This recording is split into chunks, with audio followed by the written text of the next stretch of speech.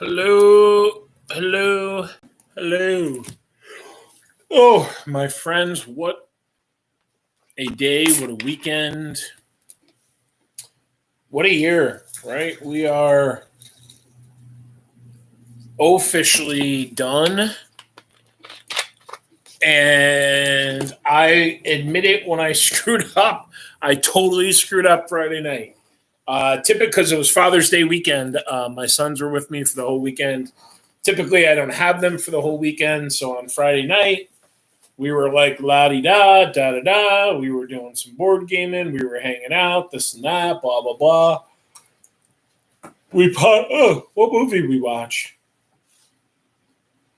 I can't remember. We popped in a movie. Hey, all right, let's go to bed, blah, blah, blah. Got into bed. I was laying down, probably about 11:30.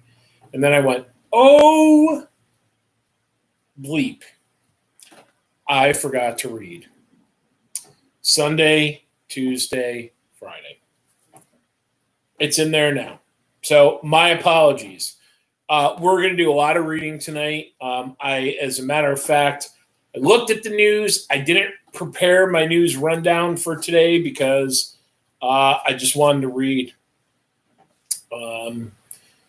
I felt bad for Friday night.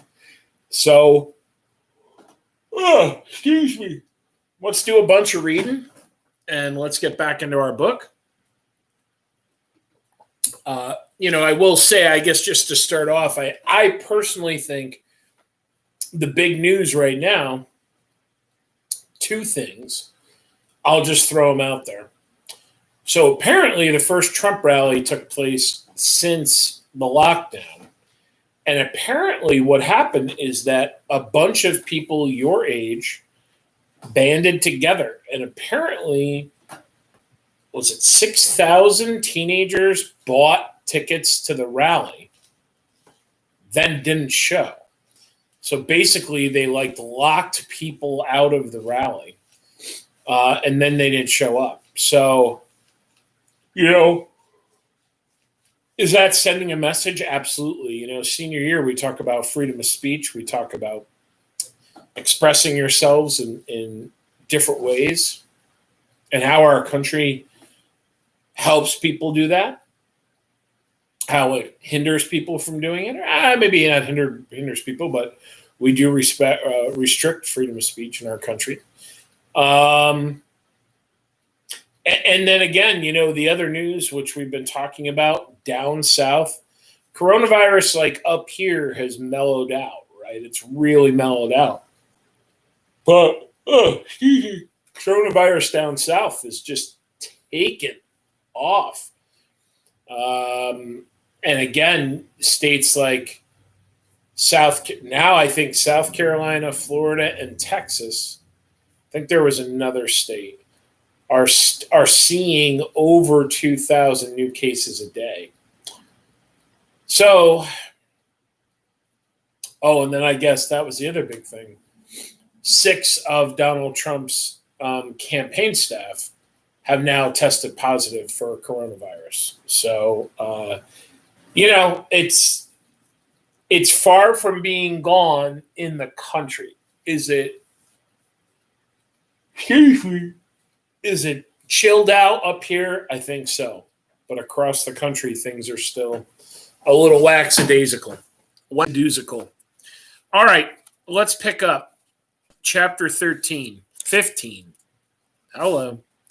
So, where did we leave off, though?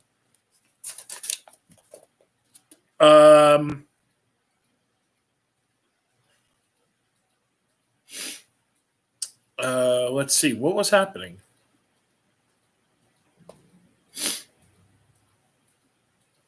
Oh, that's right.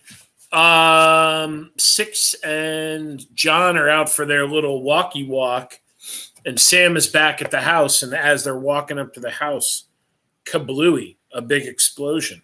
Nice cliffhanger. And I totally messed up. I didn't show up Friday night to read. Wow, that was bad. That was mean, Mr. Martin.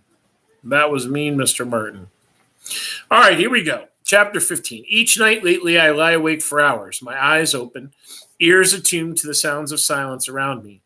Every so often I lift my head when I hear the distant noise, a drop of water hitting the floor, a person shifting in her sleep, and sometimes I crawl from the bed and I go to the window to be assured there's nothing out there, an obvious attempt to feel some semblance of security, however flimsy it might be. Each night passes with less sleep than the night before. I've grown weak, exhausted to the point of delirium. I have trouble eating. I know worrying doesn't do me any good, but no amount of willing myself to rest or eat does. Anything to change how I feel. And when I finally do sleep, nothing keeps the terrible dreams. Nothing can stop the terrible dreams that wake me up again. There's been no sign of the mustache man in a week since I saw him in the cafe, but I can't dismiss the notion that just because I haven't seen him doesn't mean he isn't out there. I keep returning to the same questions. Who was in my cave? Who or what was the mustache man in the cafe? Why was he reading a book with the name of Pittacus on the cover? And more importantly, why did he let me go? Why did he let me go if he's Magadorian? None of this makes sense, not even the title of his book. I've turned up nothing other than a brief summary of a plot online. A Greek general given to short, pithy statements defeats an Athenian army, and they were on the verge of attacking the city of Mythtilene. What does that have to do with anything?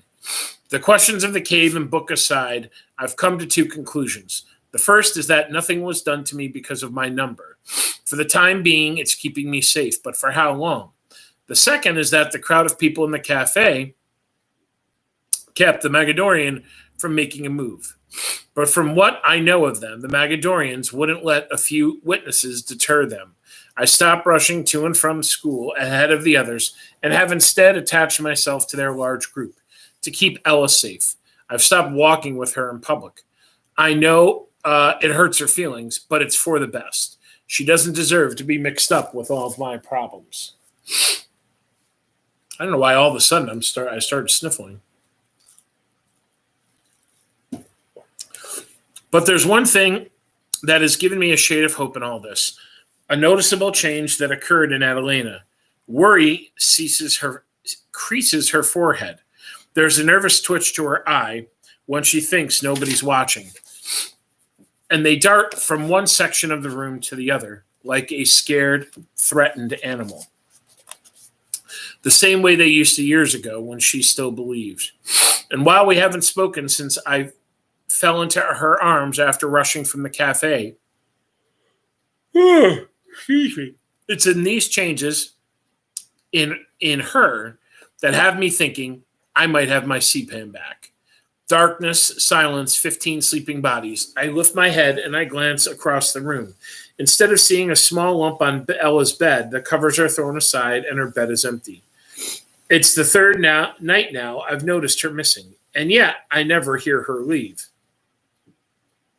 But I have bigger things to worry about than where she's gone off to.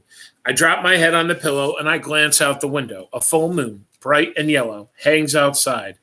I stare at it for a long time, entranced by the way it hovers there. I take a deep breath and I close my eyes. When I reopen them, the moon has turned from bright yellow to blood red, and it seems to shimmer. But then I realize it's not the moon I'm staring at, but rather its reflection, shining brightly in the dark waters of some great pool. Steam rises off its surface, and the air reeks of pungent iron. I lift my head again, and only then do I see I'm standing amid a ravaged, bloodied battlefield. Bodies are strewn everywhere, the dead and dying, the aftermath of some war in which there are no survivors. I instinctively bring my hands to my body, feeling for puncture wounds or cuts. I'm unscathed. That's when I see her, a girl with gray eyes I've dreamt about. The one I painted on the cave's wall beside John Smith. She lies motionless at the base of the shore. I rush to her, blood gushes from her side and soaks into the sand, and it's carried out to sea. Her raven hair clings to her ashen face. She's not breathing, and I'm completely and utterly anguished to know There's not a single thing I can do about it. Then behind me comes a deep, mocking laugh. My eyes close before I slowly turn around to face my enemy. My eyes open and the battlefield disappears. The familiar bed in the darkened room has returned. The moon is normal and bright yellow. I get up and I walk to the window. I scan the dark terrain, still and quiet. No sign of the mustached man, or anything else for that matter. All the snow is melted and the moon glistens on the wet cobblestones. Is he watching me? I turn away and I crawl back into bed and I lie on my back, taking deep breaths to calm myself. My whole body is tense and rigid. I think about the cave and how I haven't been back there since the boot prints appeared. I roll on my side with my back towards the window. I don't want to see what's out there. Ella still isn't in her bed. I try to wait up for her to return, but I fall asleep. No further dreams come. When the morning bell rings, I raise my head off the pillow. My body is stiff and sore. A cold rain beats against the window. I glance across the room and see Ella sitting up, lifting her arms towards the ceiling, yawning deeply. We shuffle from the room together, saying nothing. We coast about our Sunday routines and sit through Mass with our heads hung. At one point, I nudge Ella awake, and 20 minutes later, she returns the favor.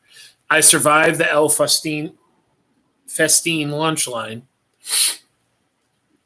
doling out food while looking for anyone suspicious. When everything appears normal, I can't decide if I'm relieved or disappointed. What saddens me most is that I don't see Hector.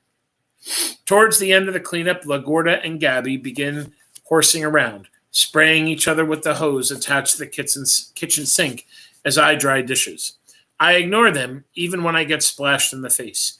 20 minutes later, when I've just finished drying the last dish, carefully placing it atop the tall stack, a girl named Delphina slips on the wet floor and bumps into me, causing me to fall into the stack and send all 30 plates into the dirty water, where some of them break. Why don't you watch what you're doing, I say, and I push her with one arm. Delphina spins and shoves me right back. Hey, Sister Dora barks from across the kitchen. You two, knock it off right now. You're going to pay for that, Delphina says. I can't wait to be officially done with Santa Teresa, I say to myself. Whatever, I say, still scowling. She nods at me. Hold on. Oh, sorry. I've got a tissue right there.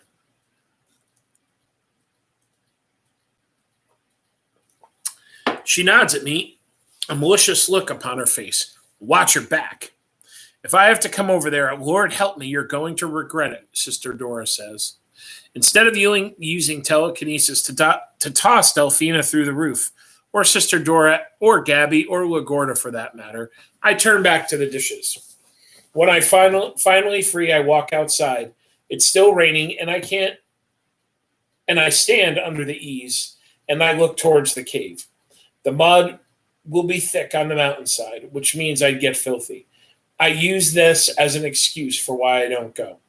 Though I know that even if it weren't raining, I wouldn't have the courage, despite my curiosity or whether or not new boot prints have appeared in the mud.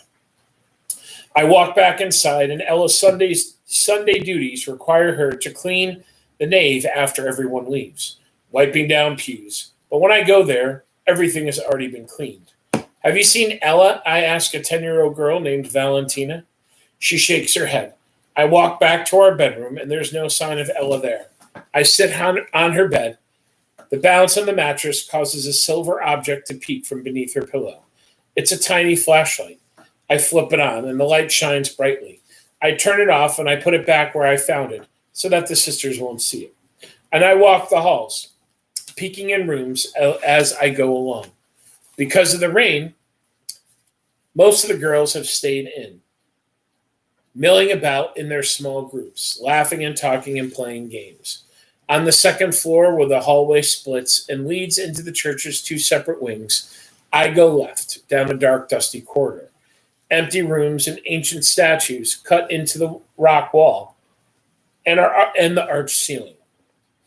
I stick my head into the doorways looking for Ella. No sign of her.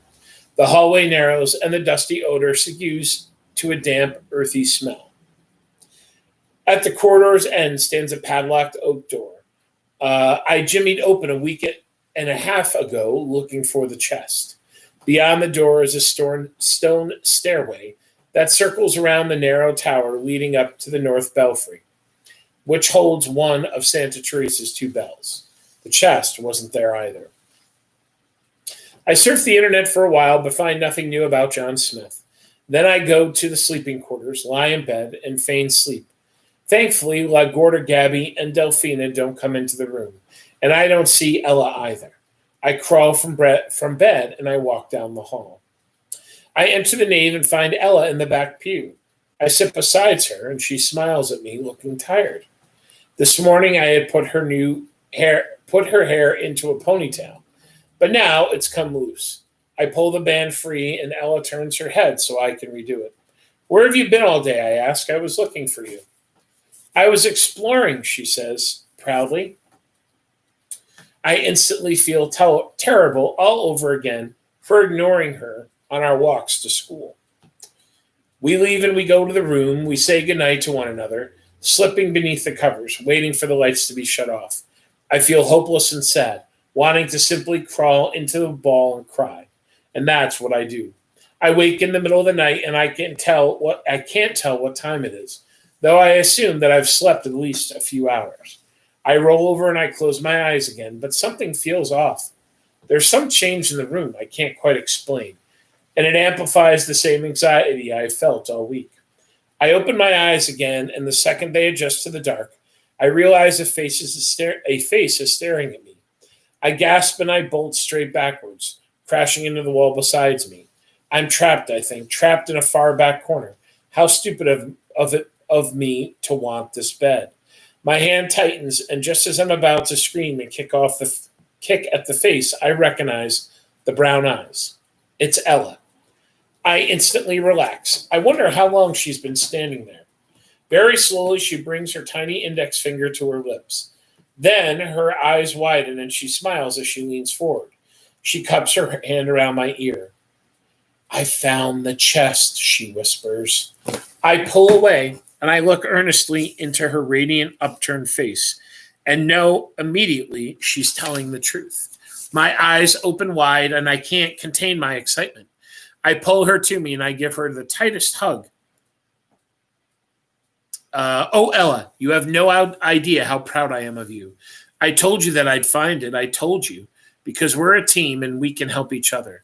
We do, I whisper. I let go of her, and her face brims with pride. Come on, I'll show you where it is. She takes me by the hand, and I follow her around the bed, tiptoeing quietly. The chest, a bright ray of hope, when I'd least expected it, when I needed it the most. All right, chapter 15 done. Chapter 16. The cat, I don't know what the cat is flipping out. The cat loves the heat. And she's been flipping out today. That's why if you see me kind of looking off to the left and right here. I don't know what the heck she's doing. All right, here we go. We flee the room, and I have the urge to sprint to wherever Ella is leading me. She glides swiftly and soundlessly across the cold floor. The corridor is dark, and while I see everything clearly, every so often, Ella flicks on the flashlight to orient herself. Then quickly she turns it off. When we reach the nave, I think she's going to head towards the North Tower, but she doesn't. And instead, she guides me up the center aisle. We skitter past the rows of pews. At the nave's front, stained glass saints line the curved walls, and the moonlight behind them,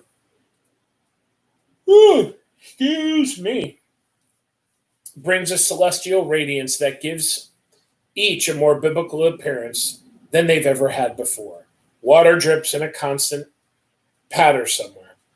Ella cuts the right turn in the front pew and sweeps toward one of the many open recesses that run the length of both walls, and I follow. The air is cooler here than in the nave, and a tall statue of the Virgin Mary looms over us with arms lifted from her sides. Ella goes around her, and when she reaches the back left corner, she turns to me. I'll have to bring it down to you, she says, putting the flashlight in her mouth. She takes hold of the stone pillar and scoots up it like a squirrel, clawing up a tree. All I can do is watch in amazement, so impressed by her mobility. When she's almost at the ceiling, she pauses and then swings around to the column, disappearing into a tight little nook that's almost invisible from where I stand. I never noticed the nook before. Lord knows how Ella did. I crane my head to listen, hearing the rough friction of her shoes scraping along the rock, which means there's just enough room for her to crawl. Some kind of tunnel. I can't help but smile. I knew the chest was here somewhere, but I would have never found it in a million years if it weren't for Ella. I laugh at the thought of Adelina scaling the same column with the chest so many years ago. Ella has stopped and I hear nothing. 20 seconds pass. Ella, I whisper. She sticks her head out and she looks. Should I come up? She shakes her head. It's stuck, but I almost have it. I'll bring it down to you in a moment. She whispers back and then yanks her head back in and disappears. I can't take the suspense of not knowing what's going on up there. I look at the base of the column and I take hold of it. Just before I'm about to try climbing, I hear a noise behind me that sounds like something kicking a pew. I spin around. The Virgin Mary blocks my view. I walk around and I scan the nave. But I don't see anything. I got it, I hear Ella exclaim. I rush back around. Ah! The cat is clawing me. I rush back around the statue and look up, waiting for her to appear. I can hear her grunt and struggle to drag the chest to the nook's opening. I have no idea if it's because the chest is heavy or because the tunnel is so narrow. Little by little, the dragging continues. I feel nothing short of ecstasy at finally having the chest in my possession. I don't even consider the problem of getting it open. I'll cross that bridge when I come to it. Just as Ella is almost to the opening, I hear something else behind me. What are you doing up? I whip around. Divided equally on each side of the Virgin Mary is Gabby and Delphina. They stand under the statue's left arm, while LaGorda, a wiry bonita, the champion of the dock game that almost got me killed in the lake, position themselves beneath the right arm.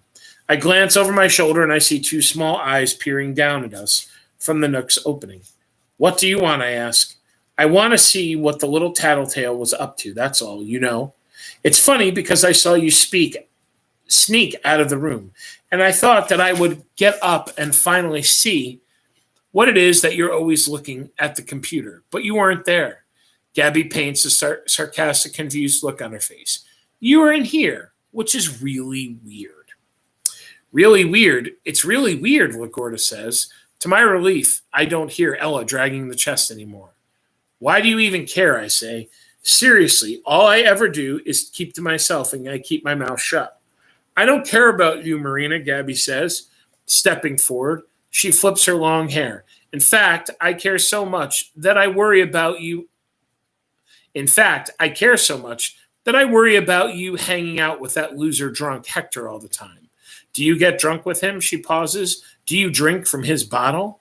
I don't know if it's because she called Hector a loser or because she thought our friendship was anything more than just that, or because she is snooping on what I'm doing in the computer. But it just happens. I close my eyes and I reach out with my mind, grabbing all four of them at once. LaGorda screams, while the other three whimper in shock. I pick them up off the ground, their bare feet kicking in the air, their shoulders smashed against each other's. I thrust them across the room on the smooth floor until they bounce off the steps leading to the raised dais at the back of the nave. LaGorda slaps the floor with her open palms and she gets to her feet like an angry bull ready to charge at the conquistador. I run to her instead, making up the ground in a matter of seconds. LaGorda swings a wild punch and I duck, only to spring up and jam my right arm into her fist and chin. She falls backwards with a gasp, and her head thuds against the floor. She's out cold. Bonita jumps on my back and pulls at my hair. Someone punches me in the left cheek, and the other kicks me in the shin. Bonita slides down my back and hugs my upper arm so I can't move. Delphina swings, and I duck. The punch glances off Bonita's mouth, and she loses her grip enough for me to twist away. I grab Bonita's right arm in my hands, and I drive her towards Gabby. "You're dead, Marina. You are so dead," Bonita shrieks, and I pull her sideways and knee her in the gut, knocking the wind out of her. I shove her to the ground next to LaGuardia. Delphina's confidence is broken. She looks for the door. "You ready to leave me alone?" I ask her. "Doesn't matter. I'm going to get you tomorrow," she says, "right when you're not looking." "You're going to wish you didn't say that." I fake right and lunge left, tackling her at the waist. Gabby tries to grab my hair, but I whip Delphina around and I block her. Then I pivot on my heels and I release Delphina down the middle aisle of the nave. Her back hits the first step at the altar, and her groan echoes across the vaulted ceiling. Gabby circles me. I'm telling Sister Dora, "You're going to be in big trouble." I turn my body to keep my eyes on her. She stops right at the next column. I can tell she's about to charge, and I'm ready for it. Suddenly, I see a flash of white above Gabby's head. It takes me a second to recognize that it's Ella, and she's jumped from the nook all the way down onto Gabby's shoulders. Gabby flails around until she can get her hands on Ella, and when she does, she tosses her to the ground in a horrible cracking sound. "No," I yell.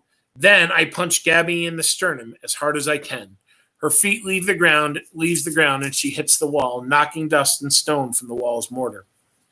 Ella's on her back, wailing, writhing in pain, but I notice she keeps her right leg completely still. I kneel beside her, and I pull the bottom of her nightgown to see a sharp white bone sticking out of her skin just below the knee. I don't know what to do, but I put my hand on her shoulders, and I try to console her. But she's in so much pain. She doesn't feel it. "I'm right here, Ella," I say. "I'm right here beside you, and everything is going to be okay." Her eyes open, and she gives me a pleading look. It's then that I see the damage done to her right hand. Her tiny fist is mangled, crooked. Blood seeps out between her index and middle fingers. Her talent. "Oh my God, Ella, I'm sorry," I cry. "I'm so sorry." She just cries. I feel myself begin to sweat. Never in my life have I felt so useless.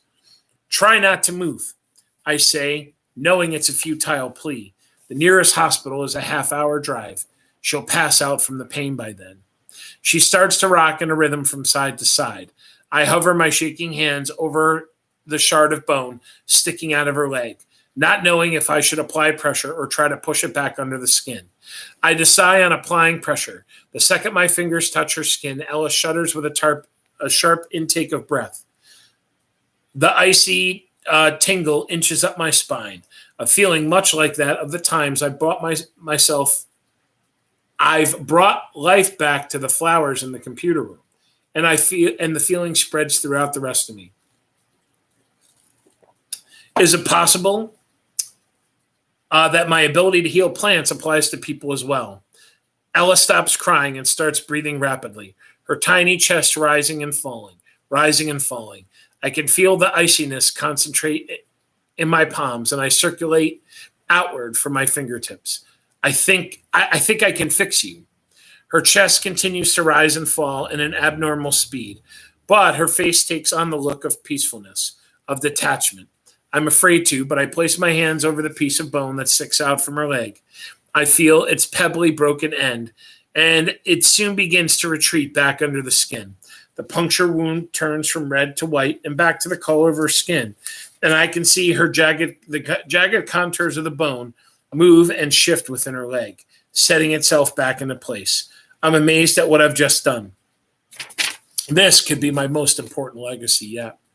"Keep still," I say. "One more thing." I close my eyes and I wrap my hands around her thin right wrist. The iciness flows again through my fingertips, and I open my eyes to watch her palm rise and her fingers spread away from one another. The cup between her index and middle finger closes. I see two broken knuckles straighten and mend. Ella clutches her hand and relaxes it.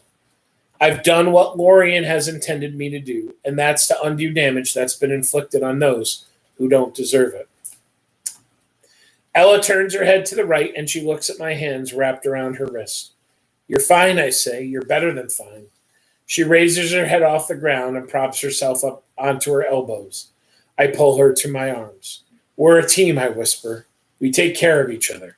Thank you for trying to help. She nods her head, and I squeeze her, then pull away, and I look around at the girls, all of them unconscious but breathing. Sticking out of the opening of the nave, I see the edge of the chest. I'm so proud of you for finding the chest. You have no idea. Let's get it tomorrow morning after we have some rest. Are you sure? Ella asks. I can climb back up and get it. No. You go wash up in the bathroom and I'll be right there.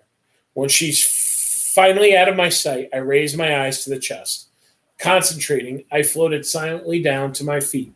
Now I just need to get Adelina to help open it.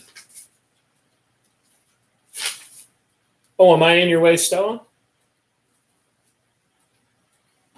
Am I in your way? Huh?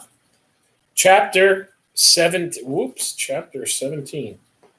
Just checking the time. And then good old you-know-who thought I was talking to her, Miss Siri. Can you please sit down so we can read? All right, chapter 17. As I burst through the burning door and land on the melting brown carpet of the living room, several things race through my mind.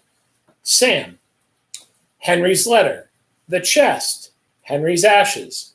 I engulf myself purposely in flames in order to move easily from room to room. Sam, I yell, where are you? Sam. Past the living room, I see the entire back wall of the house is burning. The house could collapse in a matter of a minute. I dart into the bedrooms, calling Sam's name. The bathroom door explodes with my kick. I check the kitchen, the dining room, and just when I'm about to try the living room again, I look out the window and see the chest and a pile of our belongings, including the laptop, the coffee can of Henry's ashes, and an unopened letter on the lip of the pool. Something small bobs in the middle of the water.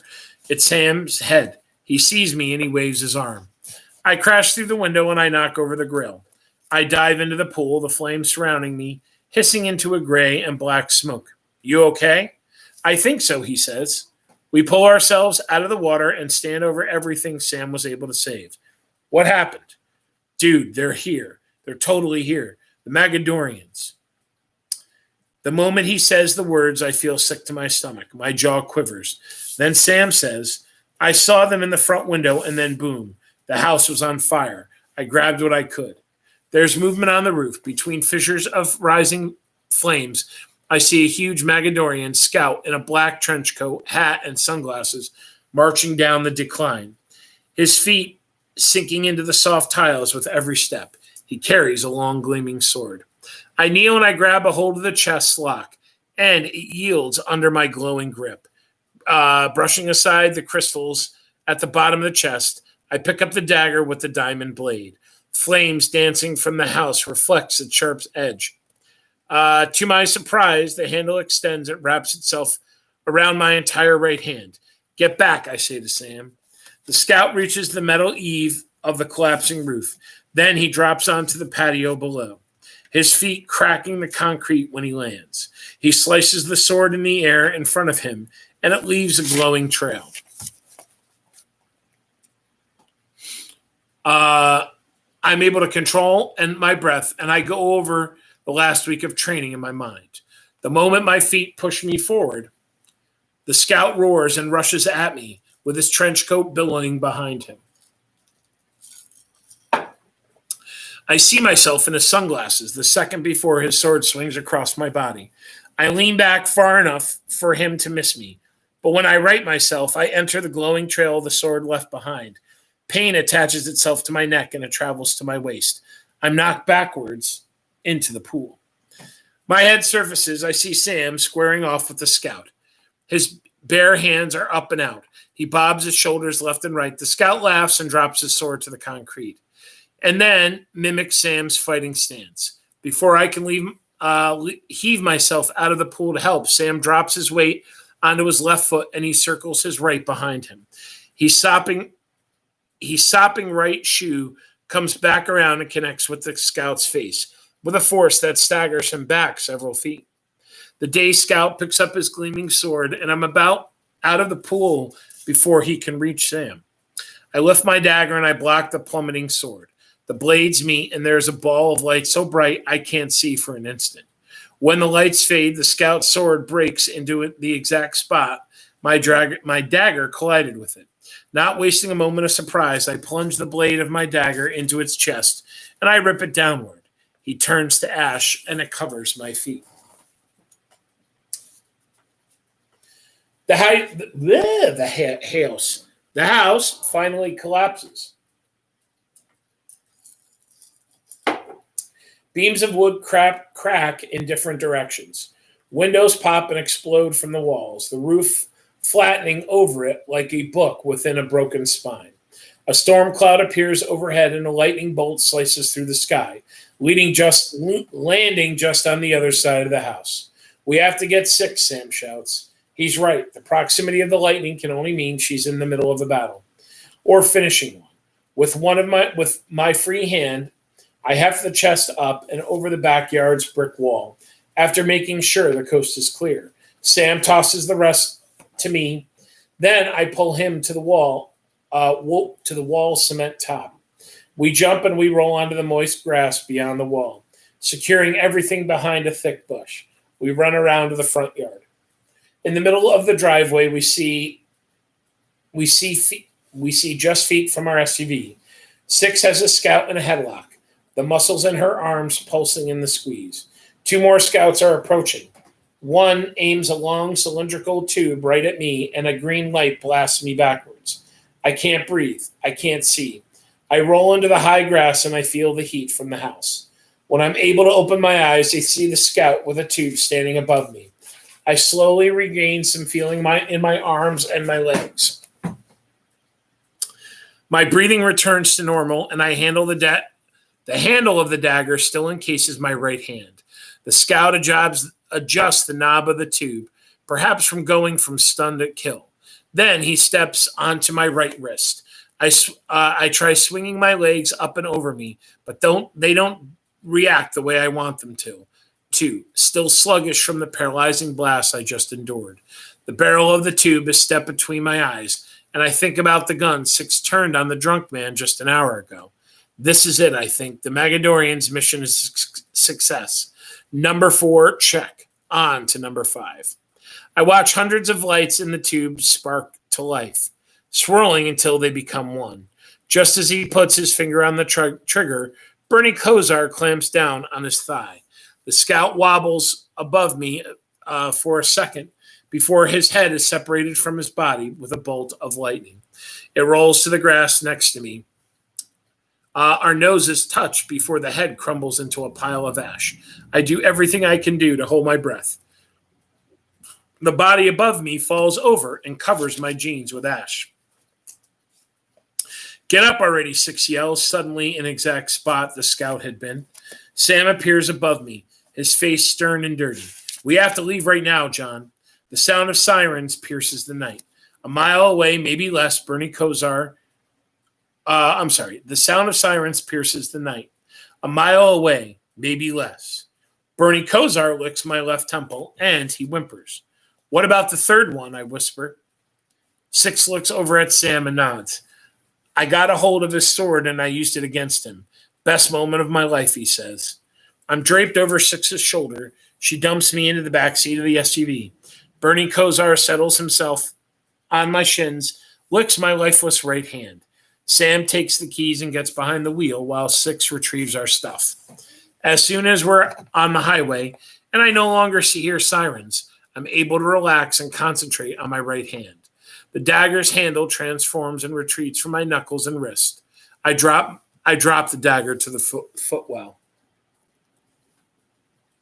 15 minutes later, 6 yells, tell Sam to pull over, and we screech into the lit parking lot of a closed diner. She jumps out before the car can come to a complete stop, leaving the door open. Help me, she orders. 6, I don't want to be a dick right now, but I can't really move my arms and legs. Dude, just really try. We have to get them off our tail, she says. If we don't, you're dead. Think about it. I struggle into a seated position and I feel blood circulating into my legs. I climb out of the car and I waver there in my burned clothes, having no idea what she needs help with. Find the bugs, she says. Sam, keep the car running. Roger, she says. Find the what, I ask? They use bugs to track vehicles. Trust me. They did it with me and Katerina. What does it look like? I have no idea, but time is short, so look fast. I almost want to laugh. There isn't a single thing in the world I think I could do fast right now. But nonetheless, 6 goes racing around the SUV while I slowly drop to a knee and manage to crawl beneath it, flashing my hands on its undercarriage. Bernie Kosar gets to sniffing, starting at the bumper and moving his way forward. I spotted almost immediately. A small circular object no bigger than a quarter stuck to the plastic cover of the gas tank. Got it, I yell, plucking it off. I pull myself out and hand the device to 6. While remaining on my back, she briefly studies it, then drops it into her pocket. Aren't you going to destroy it? No, she answers. Check again. We have to make sure there isn't a second or a third. I crawl back under with my hands blazing, scouting from the back of the SUV to the front, and I don't see anything. You're sure, she asks when I stand? Yes. We get back in and we speed away. It's 2 o'clock in the morning and Sam heads west. With 6's instructions, he keeps the SUV between 85 and 90. And I can't help but worrying about police. After 30 miles, he jumps onto an interstate and drives south. We're almost there, she says. 2 miles later, she tells Sam to get off the interstate. Stop right there. Stop. Sam slams on the brakes, and besides, we idle on a semi-truck whose owner is pumping gas. 6 goes invisible, steps out, leaving the door ajar. What's she doing, Sam asks. I don't know. After a few seconds, the open door slams shut. 6 reappears and tells Sam to get back onto the highway, this time heading north. She's relaxed a bit, no longer holding the white-knuckle grip on the dashboard. Are you going to make me ask you what you just did, I say. Excuse me, she glances over. That truck was on its way to Miami. I stuck the tracking device on it, on the underside of its trailer. Hopefully they'll lose a few hours trailing him south while we drive north. I shake my head. Should be an interesting night for that trucker. How we doing? All right. Let's finish this page and then maybe we'll call it. Yeah, because we got a ways to go in this chapter.